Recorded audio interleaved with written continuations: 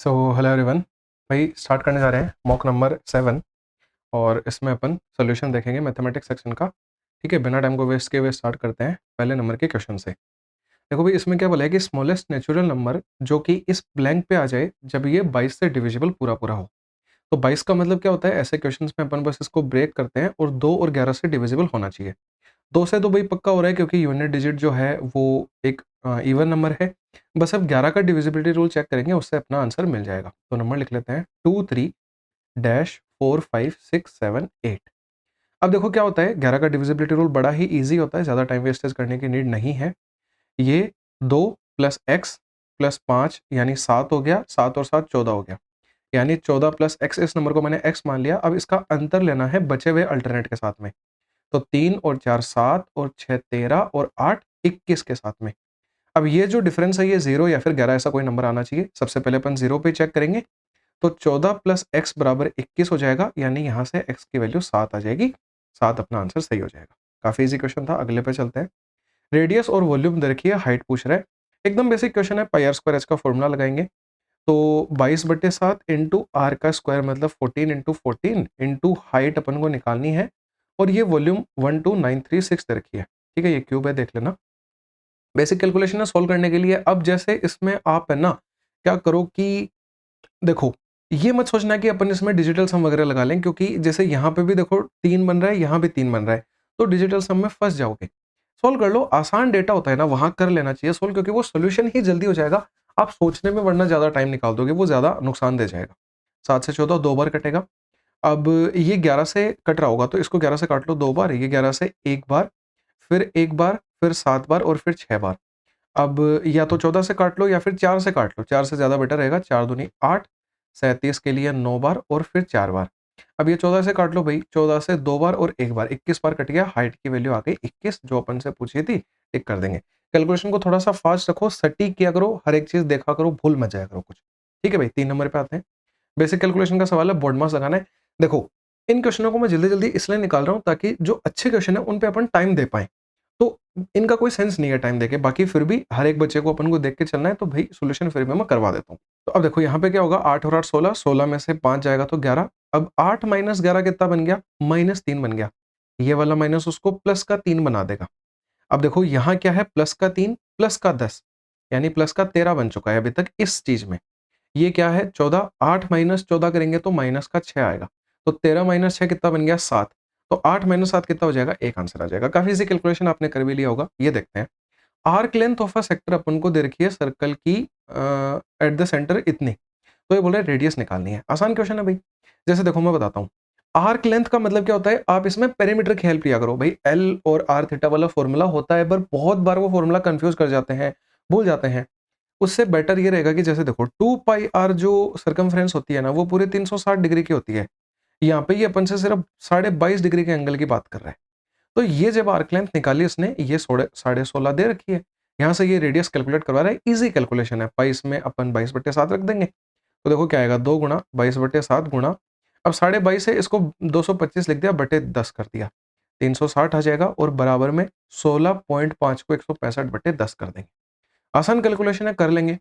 अब देखो, इन क्वेश्चंस में अपन 7 का डिविजिबिलिटी रूल या फिर डायरेक्टली वो सब कर सकते हैं, लेकिन एक बात बताओ, हर एक ऑप्शन ही ऐसा दे रखा है।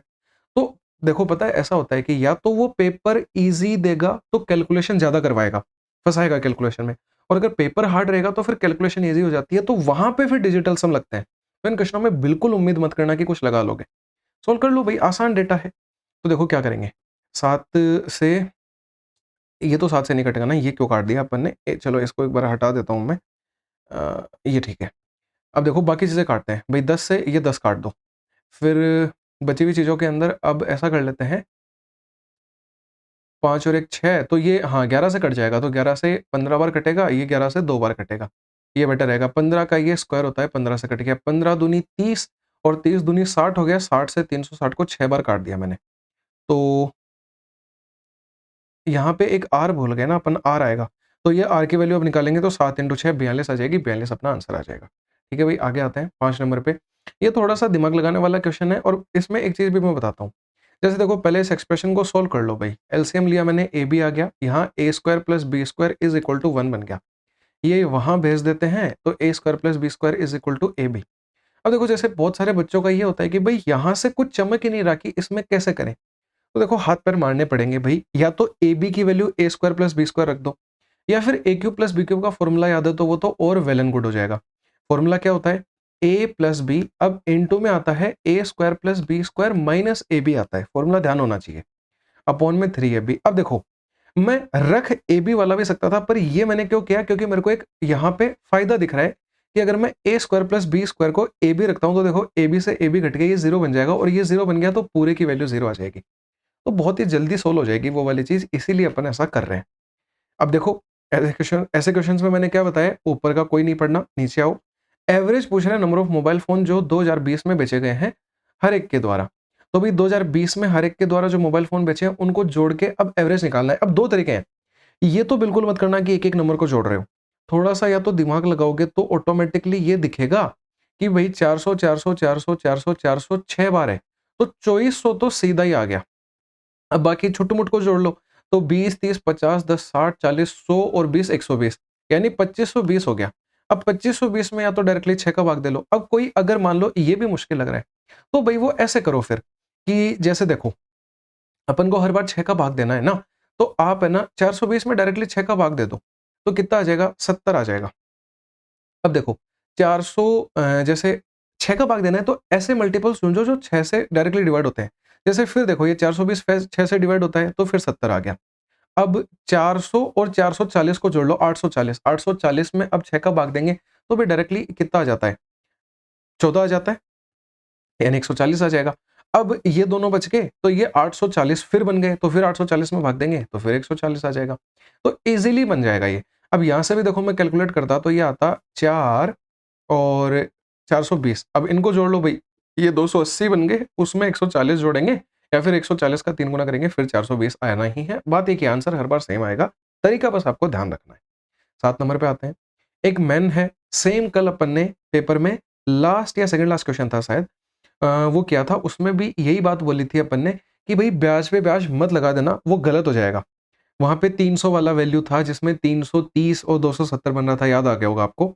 सेम चीज़ वही है कि भई जैसे 5600 रुपए हैं, उस पे 5% की रेट से ब्याज लिया है। अब देखो वो क्या बोल रहा है कि वो विथड्रॉ कर लेता है इतने रुपए 6 महीने बाद में। अरे तो भाई 6 महीने बाद में किया है तो 6 महीने के अंदर आधी साल होती है, अपन तो यहाँ पे साल लेते हैं। परसेंटेज हटाया तो वो 100 भी आ गया। दोनों ज़ीरो से दोनों ज़ीरो कटे, अब ये दोनों ज़ीरो कटने के बाद में 2 से 56 को काटेंगे तो 28 आ जाएगा, 28 इंटू 5 करेंगे तो 140 ब्याज यहाँ आ गया। अब ये ब्याज जोड़ना मत उसमें, इसको अलग रखो, ब्याज पे ब्याज नहीं लगता है, सिंपल इंटरेस्ट की बात कर रहा है। तो अब डायरेक्टली अगले डेटा पे आ जाओ कि उसने क्या बोला कि 3200 रुपए उसने निकाल लिए। भाई 5600 थे, 3200 निकाल लिए तो 2400 रुपए बच गए। ये 2400 रुपए फिर 5% के हिसाब से आधी साल के लिए ब्याज लगेगा। दोनों ज़ीरो से दोनों ज़ीरो, ये 12 आ गया, 12 पंजे 60 ब्याज यहाँ लग गया।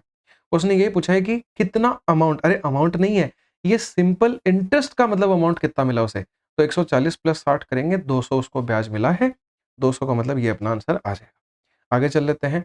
इस क्वेश्चन को भी करने के 2 तरीके हैं, या तो थीटा को 45 रख दो तो tan 45 1, यहाँ भी 1 तो 2 आ जाएगा, तो यहाँ भी 45 रख सकते हो। या फिर भाई डायरेक्टली देख लो a+1/a अगर मान लो 2 होता है, तो a स्क्वायर प्लस 1/a² निकालना होता है, तो इसका स्क्वायर करके 2 घटा देते हैं। तो 2 का स्क्वायर माइनस 2 यानी कि 2 ही अपना आंसर आ जाएगा। बाकी tan 45 भी करता तो भी 1 का स्क्वायर 1 और 1 जुड़ के 2 ही आता, आंसर बात एक ही है। ये थोड़ा-सा ठीक क्वेश्चन है, मतलब ऐसा ठीक तो नहीं है, डायग्राम अगर बना लोगे तो ईज़िली हो जाएगा। ये एक सर्कल है जो एक ट्रायंगल के अंदर इंस्क्राइब्ड है। तो भई ये सर्कल बनाया अपन ने, ये एक ट्रायंगल के अंदर इंस्क्राइब्ड करा रखा है इसने, और एबीसी है, और इसने बोला क्या है कि ये टच कर रहे हैं एक्स, वाई, जेड पॉइंट पे। ठीक है भई, एक्स की वैल्यू 5 दे रखी है, तो रख देते हैं ये वैल्यूज़। ये एक्स की वैल्यू 5 है और वाई-सी इसने दे रखा है 7 और बी-सी पूरा 17 दे रखा है। भई 17 है पूरा तो ये 10 बच जाएगा। अब एक अपन ने बहुत बहुत ही प्यारी-सी छोटी-सी थ्योरम पढ़ी है कि एक सर्कल के ऊपर एक पॉइंट से 2 टेंजेंट डाले जाते हैं तो दोनों की दूरी बराबर होती है। ये 5 तो ये 5, ये 7 तो ये 7, ये 10 तो ये 10। ये क्या पूछ रहा है? पेरीमीटर पूछ रहा है, सबको जोड़ दो। या फिर ऐसा कर लो, 5, 10 और 7 को जोड़ो, तो कितना 22 बन गया। 22 का अब दुगुना कर दो क्योंकि सारी साइडें डबल बार आ रही हैं, तो 44 आंसर आ जाएगा। 10 नंबर पे आते हैं। मीन प्रोपोर्शन में पूछ रहा है, इनको मल्टीप्लाई कभी मत करना, बहुत ही गलत काम है वो तो। डायरेक्टली अब अपन को पता है मीन प्रोपोर्शन का फॉर्मूला क्या होता है, इनको मल्टीप्लाई करके इनका रूट लेना है। मीन प्रोपोर्शन का फॉर्मूला होता है root A B, third proportion का फॉर्मूला होता है बी का स्क्वायर अपॉन ए, और फोर्थ प्रोपोर्शन का फॉर्मूला होता है बी सी अपॉन ए। तो भाई जैसे मीन प्रोपोर्शन में इन दोनों को क्या करना है, मल्टीप्लाई करके रूट लेना है। यहीं ले देता हूं मैं 9.61 को, देखो ही मत आप, बस ये देखो 961 लिखा है जो 31 का स्क्वायर होता है, और अब 361 जो होता है वो 19 का होता है। अब देखो इसमें भी बटे 100, इसमें भी बटे 100, रूट लेंगे तो 100 ही आ जाना है, मतलब 2 अक्षरों के बाद पॉइंट लगेगा जो हर ऑप्शन में लग रखा है। तो इन चीजों को कंसिडर मत किया करो, टाइम वेस्ट होगा फालतू में। डायरेक्टली बस इन दोनों को गुणा कर लो, और गुणा भी नहीं करना है, यूनिट डिजिट देखो 9 एकम 9, तो सिर्फ 9 मेरे को एक ही ऑप्शन में मिल रहा है, यानी ये मेरा डायरेक्टली आंसर हो जाएगा। अगर दो ऑप्शन सेम होते मान लो कि 9 से, तो फिर मैं गुणा कर लेता, जल्दी से 19 का पहाड़ा आता है, अपन को इजिली कर सकते हैं। चलते हैं भाई 11 नंबर पे। ये बोल रहा है कि rate of growth in production in the year 1999 compare to 1996। तो प्रोडक्शन का मतलब ब्लू कलर में देखना है, 1999 में 4.5 है और 1996 में 4.3 है। भाई पॉइंट 2 बड़ी है 4.3 पे, परसेंटेज निकालने के लिए 100 से गुणा, पॉइंट से पॉइंट काट दो, यानी 200/43 को सोल्व करना है। अब देखो मेरे को पता है कि मैं 4 गुणा करूंगा तो 100 कितना आ जाएगा, 72 आएगा, और 5 गुणा पे तो ज्यादा चला जाएगा। तो पहली बात तो 4 पॉइंट आना है। अब पूरा सोल्व करने की नीड है, 4 पॉइंट वाला एक ही ऑप्शन है, टिक कर लो। ऐसी चीजों पे अपन टाइम बचा लेते हैं। ठीक है भाई 12 नंबर पे आते हैं। एवरेज वेट 25 मेंबर का 39 दे रखा है, तो इनका अगर मैं टोटल निकालूंगा तो 25 इंटू 39, एकदम हलवे हलवे क्वेश्चन है, कोई भी मुश्किल बात नहीं है। आगे आएंगे एक दो क्वेश्चन अच्छे जिन पे मैं फुर्सत से टाइम दूंगा। ठीक है भाई 25 इंटू 39 हो गया। एवरेज वेट ऑफ 27 मेंबर जो है इस ग्रुप में उनका 21 है। तो भाई अगर मान लो 27 मेंबर्स का 21 है, 27 मेंबर कैसे हो जाएगा, 25 मेंबर थे उनका इतना है, तो अब अच्छा अनदर ग्रुप है जिसमें 27 मेंबर है। ठीक है अब ये बोला है टोटल वेट इनका कितना होगा। अरे तो भाई टोटल वेट इसको जोड़ दो, ये इनका टोटल वेट था, ये इनका था, इसको जोड़ दो। अब यहाँ पे अपन लगा सकते हैं डिजिटल सम, लगा लेते हैं एक बार, देख लेते हैं भाई। तो ये जैसे 9 बन गया, इसको हटा दो, 3 को गुणा करना है 7 से, तो 21, 21 का मतलब डिजिटल सम 3। यहाँ देखो 9 बन गया, ये तो पूरा 0 बन जाएगा, तो डिजिटल सम 3 मिलना चाहिए मेरे को। तो यहाँ देखो 6, 7, 8 और एक 9, यहाँ तो 4 मिल रहा है। यहाँ देखो 7 और एक 8 और एक 9, यहाँ भी 4 मिल रहा है। यहाँ पे 5 और एक 6 और 7 13, 13 का मतलब 4 यहाँ भी नहीं है। 5 और 4 9 तो गायब हो गया, 2 और एक 3, यही आंसर आएगा। और इसको एक बार सोल्व करके देखना क्या 1542 आ रहा है या नहीं आ रहा है, पक्का मिल जाएगा आंसर। ठीक है भाई 13 नंबर पे आते हैं। अगर 2 नंबरों में मेरे को 3 मिल रहा होता ना डिजिटल सम, तो मैं उसको सोल्व करता, और सोल्व करना भी ज्यादा इतना कोई मुश्किल नहीं है। 25 की टेबल ईजी है, 21 की ईजी है, कर सकते हैं, कोई बड़ी बात नहीं। यहाँ आते हैं। अब इस क्वेश्चन को सिंप्लीफाई कभी नहीं करना है लाइफ में, करोगे तो फंस जाओगे, फंसोगे नहीं तो टाइम खा जाएगा। बेस्ट ऑप्शन होता है इन क्वेश्चंस को करने का कि आप इसमें वैल्यू पुटिंग कर दो, और वैल्यू पुटिंग भी मैक्सिमम पॉसिबल हो जहां तक 0 1 के आसपास ही रहा करो। बस ये वेरीफाई कर लिया करो कि ये क्या नहीं बन रहा है, इनफाइनाइट ना बन जाए। कि जैसे मान लो मैंने 0 रख दिया आप तीनों नंबरों को, तो मामला गड़बड़ हो जाएगा भाई, ये भी 0, ये भी 0, ये भी 0, तो बटे में 0 मतलब इनफाइनाइट, नॉट डिफाइंड वैल्यू आ जाएगी, नहीं रख सकते। बेटर ये है एक एक एक रख दो। तो देखो मैंने 1 का स्क्वायर किया, 1, 1 का स्क्वायर 1, 1 का स्क्वायर 1, इधर 3 बन रहा है। अगर ये 3 बन गया तो मेरा काम बन जाएगा, क्योंकि एक रखने पे यहाँ पे इनफाइनाइट नहीं बन रहा है। ये देखो ये 1, ये 1, ये 1 बिल्कुल बन रहा है भाई, 3 बराबर 3 यानी 1 रख सकते हैं, तो यहाँ 1 रख दो। आ जाएगा 17 प्लस 9 प्लस 16, एक की पावर कुछ भी करो वो एक ही होता है, कोई नीड नहीं है उसकी। यहाँ आ जाएगा 8 प्लस 6 प्लस 10। अब ये कितना बन जाएगा, 17 और 16 33, 33 और 9 हो गया 42, 42 बटे 14 और 10 24 हो गया। तो इसको काटेंगे 21/12, यानी 3 से काट देंगे 7/4 आ जाएगा, और 7/4 को सोल्व कर लो भाई, 0.75 आ जाएगा। ठीक है 1.75 ये रहा, चेक हो जाएगा। ठीक है भाई 14 नंबर पे चलते हैं। ये बोल रहा है कि ग्रोस टर्नओवर 2017 साल के लिए कितना परसेंट है 2019 का। परसेंट पूछ रहा है, मतलब कि कितना है, कम ज्यादा नहीं पूछ रहा है। तो 15/25 गुणा 100 करना है। अब इसमें पेन चलाने की नीड नहीं है, ये 4 बार कटता है, 60% आंसर आ जाएगा। ठीक है भाई आगे आते हैं। ये इतना दे रखा है अपन को, अब क्यूब पे लेके जा रहे हैं। अरे तो भाई पहले यहाँ से x+1/x पे आ जाओ, और यहाँ आना होता है, तो क्या करते हैं अपन इसके अंदर, ये 110 नहीं है यहाँ पे, ये 119 है। ठीक है इसको सही करना भाई, है ना, 119 लिखा था पेपर के अंदर। तो 119 में अब अपन करते हैं क्या, इसमें 2 जोड़ के रूट ले लेते हैं, 2 जोड़ेंगे 121 बनेगा, रूट लेंगे तो 11 आ जाएगा। अब क्यूब पे जाने के लिए फॉर्मूला क्या होता है, a का क्यूब माइनस 3a। तो 11 का क्यूब करेंगे 1331 माइनस 3 इंटू 11 33 हो जाएगा। 33 31 में से 33 घटाएंगे तो 98 बनेगा, मतलब लास्ट में 8 आएगा, बात ये है। एक ही ऑप्शन में मिलेगा, ये सही हो जाएगा। 16 नंबर पे आते हैं। थोड़ा ये भी फालतू सा ही क्वेश्चन है, कोई खास चीज़ है नहीं इसमें कि ए जो है वो 30 मिनट ले रहा है, बी 45 ले रहा है। अब देखो ए और बी का दे रखा है, अब इसने बोला है कि सी एक खाली करने वाली है जो 60 मिनट में करती है। तो भाई सी एम्प्टिंग पॉइंट हो गई, एलसीएम ले लो। 180 आ जाएगा, ये 6 आएगा, ये 4 आएगा और ये 3 आएगा। तो अब ये क्या बोल रहा है कि अगर तीनों को खोल दिया जाए तो कितनी देर में एम्प्टी कर देंगी? एम्प्टी कैसे करेंगी? खाली टंकी को भरने में, हाँ, यही तो पूछ रहा है ना कि how long it will take to fill the tank, यानी कि भरने में कितना टाइम लगेगा। तो भई 180 काम करना है, 6 और 4 10, 10 माइनस 3 यानी कि 7 की एफिशिएंसी से काम करना है। तो अब इसको सोल्व कर लो भई, 7 दूनी 14 और 40 के लिए 7 पंजे 35 यानी 25 मिनट और आगे अब 5/7 बच जाएगा। जो पहला ऑप्शन है वो सही हो जाएगा, बाकी 2 पे ही दिख गया था, एक ही ऑप्शन था वैसा। ठीक है भई, 16 नंबर के ऊपर आते हैं। 16 नंबर में क्या बोला है कि एवरेज एक्सपेंडिचर टैक्सेस के ऊपर इस साल में कितना है? तो इनको जोड़ के अब भई 5 का भाग देना है। तो मतलब ये करवाने लायक क्वेश्चन है नहीं वैसे। अब इनको जोड़ के मैं बताऊँ आपको क्या बताऊँ मतलब? 8 3 11, 11 4 15, 15 और 16, 31 का एक 3 कैरी लग जाएगी। तो 10 और 8 18, 18 3 21, 21 7 28, 28 और 17 हो जाएगा 45। तो 451 में अब मेरे को 5 का भाग देना है, तो ये 9 आएगा और फिर 0 और पॉइंट 2 आ जाएगा, तो 90.2 मेरा आंसर आ जाएगा। बेसिक चीज़ें हैं। तो अब हाँ, वो 17 नंबर था ना, ये 17 नंबर था। अच्छा, भई ये 16 था, ये 17 था, इसको सही कर लेना, ये 18 पे आ गए हैं। अब देखो इस क्वेश्चन को भी ऐसा कर लेंगे अपन कि एक स्विमर है जो डाउनस्ट्रीम जाता है ए से बी 4 घंटे में। तो डी दूरी है, डाउनस्ट्रीम में एक्स प्लस वाई स्पीड जुड़ जाती है, ये 4 घंटे ले रहा है। अपस्ट्रीम में ये क्या कर रहा है, एक्स माइनस वाई आएगा और जो है ये 5 घंटे लेता है। ऑब्वियसली इससे ज़्यादा टाइम लगेगा, अपस्ट्रीम में उल्टा भाव होता है तो स्पीड कम हो जाती है। अब ये बोल रहे हैं स्ट्रीम की स्पीड 2 है। अपन को पता है अपन y को हर बार स्ट्रीम की स्पीड मानते हैं, तो ये 2 हो जाएगा, ये 2 हो जाएगा। अब ये मेरे से क्या पूछ रहा है, AB के बीच की डिस्टेंस, या तो D के बराबर रख लो या फिर D के बराबर रख लो, बेस्ट रहेगा। यहाँ से D की वैल्यू क्या है, 4x + 8 मैंने मल्टीप्लाई कर दिया, 4x + 8 और यहाँ से भी D की वैल्यू निकाल लो तो वो आ जाएगी 5x - 10।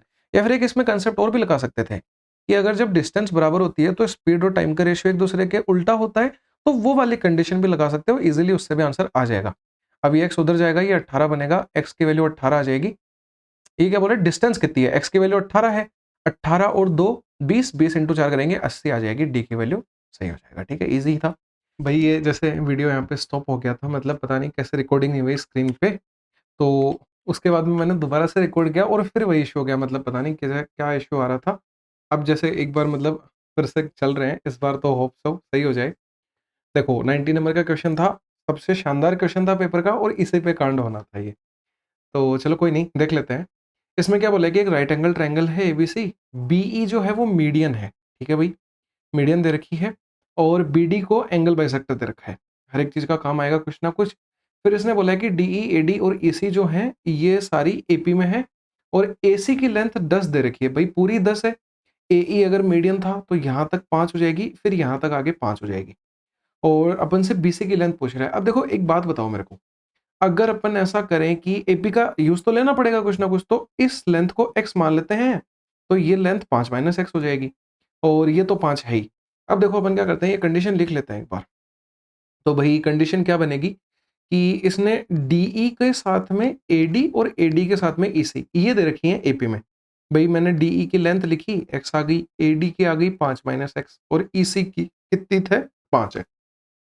एपी के लिए 2 कंडीशंस होती हैं, मतलब 2 तरीके होते हैं लिखने के कि या तो इसका अंतर बराबर इसका अंतर कर दो, कॉमन डिफरेंस बराबर होता है, या फिर इन दोनों का जोड़ करके डिवाइड बाय 2 करेंगे तो वो इसके बराबर आएगा। कोई से भी लगा दो, बात एक ही होती है, बस वो तरीका अलग-अलग है लिखने का। तो मैंने इसको जोड़ के डिवाइड बाय 2 किया, ये बराबर इसके आ जाएगा। अब भाई यहाँ से ये अपन क्रॉस मल्टीप्लाई कर लेंगे, तो ये बन जाएगा 10 - 2x और अब इसको इधर ले आते हैं 3x और ये 5 बन जाएगा, यानी x की वैल्यू 5/3 आ गई। अब ये चीज़ अपन काम में लेंगे, या तो ये वैल्यू पुट कर दो, पर वैल्यू पुट करने का कोई सेंस नहीं है, उससे ज़्यादा बेटर पता है क्या है? रेशियो लिख लो इन साइड्स का। जैसे अब भाई डी मतलब जो बीडी है वो अपन को क्या दे रखा था, एंगल बाइसेक्टर। थ्योरम पढ़ी है अपन ने कि अगर अब मैं एडी और डीसी का रेशियो लूँगा, तो वो बराबर किसके होगा, AB/BC के रेशियो के। हाँ या ना? और एक बात अपन को पता है कि भाई जैसे डी ज़्यादा ए के क्लोज़ है, तो मतलब एडी वाला जो रेशियो है वो एबी के, ये सब बेसिक चीज़ें हैं। यहाँ पे बस अपन अब वैल्यूज़ रख देते हैं। एडी की वैल्यू क्या है, 5 - x तो 5 माइनस एक्स की जगह 5/3 आएगा और डीसी की वैल्यू 5 प्लस एक्स हो जाएगी। तो 5 प्लस अब एक्स की जगह तो फिर 5/3 आएगा। देखो 5 ऊपर से कॉमन लेंगे, नीचे से कॉमन लेंगे, कट जाएगा और यहाँ अब क्या बचेगा फिर? ये तो A B upon B C आएगा। तो अब देखो ये सॉल्व करेंगे तो 2/3 आ जाएगा और ये सॉल्व करेंगे तो 4/3, फिर 3 से 3 कटेगा तो A B upon B C का जो रेशियो है वो 1/2 आ गया, बिल्कुल आ गया। अब अपन से क्या पूछा है इस क्वेश्चन में, उस पे ध्यान दो। अपन से बीसी पूछी है, तो अब भई एक राइट एंगल ट्राइंगल है तो अपन इसमें पाइथागोरस लगा देते हैं। तो ए बी का स्क्वायर प्लस बी सी का स्क्वायर बराबर ये हो जाएगा। मैं यहाँ लिखता हूँ ए बी का स्क्वायर प्लस बी सी का स्क्वायर बराबर 10 का स्क्वायर यानी 100 आ जाएगा। यहां से क्या निकल के आएगा? अब अपन को देखो बी सी निकालना है ना, तो आप क्या करो कि ए बी को बी सी के टर्म्स में लिख दो। ए बी क्या हो जाएगा? बी सी अपॉन 2 हो जाएगा ना, तो इसका स्क्वायर करेंगे B C square upon 4 plus में बी सी स्क्वायर और बराबर 100। इसका एलसीएम लेके सोल्व करेंगे तो 5 बी सी स्क्वायर अपॉन 4 आएगा। 5 से 100 को काट देते हैं पहले ही, तो कितनी बार? 20 बार कटेगा। 20 इंटू 4 करेंगे तो 80 आएगा, यानी बीसी का स्क्वायर बराबर 80 आ गया। 80 को क्या लिख सकते हैं? 16 गुना 5 लिख सकते हैं, यानी 4√5 अपना आंसर आ जाएगा। काफी इजी क्वेश्चन था, कोई भी मुश्किल वाली बात नहीं थी, बस कंसेप्ट 2-3 यूज हो रहे थे, तो उस लेवल से बस एक अच्छा क्वेश्चन बोल सकते हैं कि दिमाग लगाने लायक पूरे पेपर में एकमात्र क्वेश्चन था। चल लेते हैं 20 नंबर पे। इसमें क्या बोला? एक डिशॉनेस्ट शॉपकीपर है। इस क्वेश्चन में बहुत बार मैंने एक चीज रिपीट करी है कि ग्राम में देखना ही नहीं है क्वेश्चन को, हर एक चीज को पैसे में बदल लो और रेशियो मेथड से सोल्व करो। 24% का लॉस पे बेच रहा है पहले तो, यानी 100 वाली चीज को 76 में बेच रहा है और 100 ग्राम यूज कर रहा है 200 ग्राम की जगह पे, तो भाई उसके खुद के तो 100 ग्राम के रुपए लगे ना, ठीक है, और दिया उसने कितना? 200। अब इसको अगर मैं काटूंगा तो ये 2 बार कट जाएगा, 76 इंटू 2 होता है 152 और यहाँ 100 आ जाएगा। अब ये पूछ रहा है प्रॉफिट परसेंटेज कितना होगा? क्लियर कट दिख रहा है 52% का प्रॉफिट होगा। आ जाते हैं 21 नंबर पे। अब देखो 10 22.5 निकालना है, तो भाई यहाँ 22.5 कैसे बनेगा? अगर मैं x को 45 रख दूंगा तो 45/2 22.5 होता है, तो अब इस चीज का तो कोई रोल नहीं है, डायरेक्टली यहाँ पे वैल्यू रख दो, आंसर आ जाएगा। तो 1 माइनस कोस 45 की वैल्यू 1/√2, साइन 45 की वैल्यू 1/√2, एलसीएम लेंगे तो √2 माइनस 1/√2 आएगा। तो अब देखो क्या होगा, √2 से √2 तो कट जाएगा, √2 माइनस 1 आंसर हो जाएगा। 22 नंबर पे आते हैं। ये भी थोड़ा ठीक क्वेश्चन है, मतलब ऐसा तो कोई दम वाली बात नहीं है, पर ठीक है फिर भी भाई इसमें। और इस क्वेश्चन को है ना, जैसे देखो एक तो इक्वेशन बना के आप इजीली सोल्व कर सकते हो, पर वो थोड़ा सा क्या है, लेंदी मेथड है, टाइम टेकिंग है। भाई ऐसा करो, इसमें क्रॉस मेथड लगा दो, सबसे बेस्ट रहेगा। तो जैसे देखो शुगर की और वाटर की बात कर रहा है, ये शुगर लिखी, ये वाटर लिखी। पहले 25% शुगर थी, यानी 75% पानी है, यानी 1:3 आ जाएगा। अब कुछ कुछ इनके अंदर हुआ, जैसे इवेपोरेशन वगैरह, जो भी वो कहानी बात की है। अब इसमें 30% शुगर बच गई। 30% शुगर मतलब 70% पानी, यानी रेशियो 3:7 बन गया। अब जो कहानी हुई वो देखते हैं कि भाई पानी उड़ गया तो शुगर में कोई चेंज नहीं आया, मतलब 0 चेंज। पानी उड़ गया मतलब -20 हो गया पानी। ध्यान रखना इस चीज का। क्रॉस मेथड में क्या होता है, इन दोनों को गुणा करते हैं, अंतर लेते हैं, तो 7 - 9, अंतर 2 आ गया, तो 2 की वैल्यू अब कितनी आएगी? देखो 60 ही आ रही है वैल्यू, ये तो 0 ही बन जाएगा ना, तो 2 की वैल्यू 60। भाई माइनस माइनस जो भी आते हैं वो कैंसिल आउट हो जाते हैं, इसलिए अपन डिफरेंस ही बोल देते हैं उसको एक तरीके से। 1 की वैल्यू 30 आ गई। अब जो भी मेरे से पूछेगा वो इजिली अपन कर सकते हैं। क्या पूछ रहा है? Weight of original solution. भाई ओरिजिनल सॉल्यूशन 3 और 1 4 था, 4 की वैल्यू निकालनी है, 4 इंटू 30 करेंगे 120 आंसर आ जाएगा, ये सही हो जाएगा। ठीक है भाई, आते हैं 23 नंबर पे। एकदम फालतू क्वेश्चन है ये तो, कि 360 रुपए का कोई एक आर्टिकल है वो बेचा जा रहा है, मतलब सेलिंग प्राइस है, और ये कब ऐसे बेचा जाता है? जब उस पर 10% का डिस्काउंट दिया जाता है। अरे तो मार्क प्राइस निकाल लो, 100/90 करके उल्टा कर दिया अपन ने। ठीक है भाई, ये इससे 4 बार कटेगा तो 400 अपनी क्या आ गई यहाँ पे? मार्क प्राइस आ गई उस आइटम की। अगर किसी को ये चीज नहीं चमकती है तो वो ऐसे कर लिया करो कि कोई एक आइटम की कुछ मार्क प्राइस थी, उस पे 10% का डिस्काउंट देंगे तो 90/100 में बिचेगा, और ये 360 दे रखा है अपन को, क्योंकि सेलिंग प्राइस आएगी ना। अब यहाँ से मार्क प्राइस निकालनी है तो वही 360 इंटू 100/90, ये चीज मैंने डायरेक्टली कर दी। ठीक है भाई, अब आगे क्या बोल रहा है कि अगर इसको अब 20% के डिस्काउंट पे बेचा जाए तो सेलिंग प्राइस क्या होगी? कर दो भाई 20% का डिस्काउंट, 0000 काट दो, 320 आंसर आ जाएगा। बहुत ईजी चीज है ये भी। अब मतलब कैलकुलेशन करवा रहा है अपन से, इनकी वैल्यूज रखनी है, वैल्यू रख देते हैं। यहाँ आ जाएगा x minus x into cosec 30 की वैल्यू 2 होती है, 2 का स्क्वायर करेंगे 4 आ जाएगा।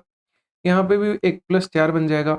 cos 60 की वैल्यू कितनी होती है? 1/2, 1/2 का स्क्वायर करेंगे 1/4, ये देखो सिर्फ 4 ही बन जाएगा क्योंकि कोट 45 1 होता है और सेक 60 की वैल्यू 2 होती है, 2 का स्क्वायर भी 4 बन गया। ये दोनों कट गए, यहाँ से आ गया माइनस का 3x और ये 5 इधर आके गुणा हो जाएगा तो 5/4 बन जाएगा। x निकालना है, -5/12 आंसर आ जाएगा। इजी है एकदम। लास्ट फाइनल क्वेश्चन, ये हर पेपर में रिपीट होता है और आसान बहुत है, इसको अच्छे से कर लेना भाई। ये ट्रायंगल बने हैं, अब यहाँ पे एबीसी ट्रायंगल है, यहाँ पे XYZ है। बहुत बार मैंने ये चीज बोली है कि ट्रायंगल में साइड्स का रेशियो या फिर पेरीमीटर का या फिर मीडियन का, एल्टीट्यूड का, मतलब साइड के नाम पे कोई भी चीज आ रही है, उनका जो रेशियो है वो बराबर होता है। और अगर एरिया में जाना होता है तो अपन स्क्वायर कर देते हैं। तो अब अगर एरिया से साइड पे आना है तो रूट ले लेंगे। तो भाई 1089 का रूट लेंगे 33 होता है, 1225 का रूट लेंगे 35 होता है। ठीक है, अब देखो इसने जो XZ 70 दे रखा है, तो XZ सेकंड वाले ट्रायंगल की है, तो उसी के बराबर में आएगा 70। और अपन को AC निकालनी है, AC ऊपर वाले की है, इसको X मान लो। अब ये 2 बार कट गया, X निकालना था, 66 आंसर आ जाएगा। काफी इजी था ये वाला क्वेश्चन, तो इसमें ऐसा कुछ भी मुश्किल नहीं था। फाइनली ये खत्म होता है ये वाला पेपर और होप सो इस बार रिकॉर्ड हो गया होगा। ठीक है, और मैं मतलब देखता हूँ अभी क्या इश्यू था, ये 2-3 बार जैसे हो गया तो आगे से नहीं होगा। बाकी अब जैसे ये 7 था तो अब मतलब 8th वाला तो आपको जल्दी मिल जाएगा, क्योंकि इसमें जैसे डिले हो गया तो वो वाला मैं जल्दी ही करवा दूंगा, मिल जाएगा 1 डेढ़ 2 घंटे के अंदर आपको। बाकी सारे पेपर अपन सिंप्लीफाई कर ही रहे हैं, ये प्लेलिस्ट जाके चेक कर लेना। मिलते हैं अगले वीडियो सोल्यूशन के साथ में, जब तक के लिए बाय बाय, टेक केयर।